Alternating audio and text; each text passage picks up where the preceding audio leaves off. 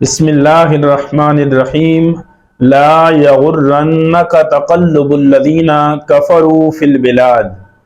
اے سننے والے، کہیں تمہیں یہ کافروں کا شہروں کے اندر یوں چلنا پھرنا دھوکے میں نہ ڈال دے۔ اللہ پاک متنبہ کر رہے ہیں کہ کہیں کسی بندہ مومن کے دل کے اندر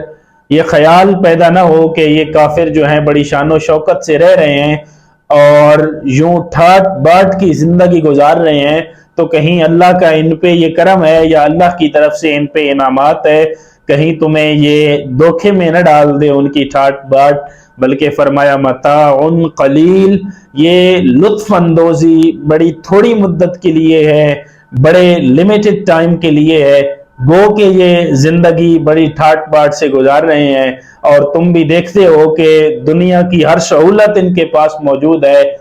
بظاہر دنیا کی طاقت ان کے پاس ہے، ہر سہولت ان کے پاس ہے، لیکن فرمایا متاع قلیل، یہ جو لطف اندوزی ہے، یہ جو ان کا سکون ہے، یہ بڑا تھوڑی مدت کے لیے ہے۔ ثم مأواہم جہنم، اصل جو ان کا ٹھکانہ ہے وہ جہنم ہے۔ وبئس المہاد، اور کتنا ہی برا ٹھکانہ ہے۔ یہ تھوڑی سی مدت کے لیے، لیمیٹڈ ٹائم کے لیے عیش و عشرت ہے ان کی زندگی میں، باقی اصل ٹھکانہ ان کا جہنم ہے۔ لیکن الذین اتقوا من ربہم، فرمایا لیکن وہ لوگ جو اپنے رب سے ڈرتے ہیں، لہم جنات تجری من تحتها الانہار، وہ شاہد اس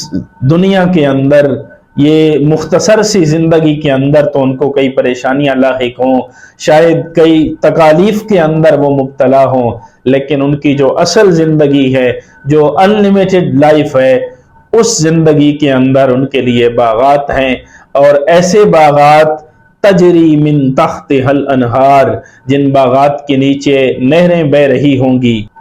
خالدین فیہا،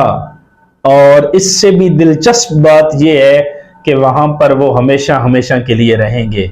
نزلا من عند اللہ، اور یہ اللہ کی طرف سے ان کی مہمان نوازی ہوگی۔ وما عند اللہ خیر للابرار،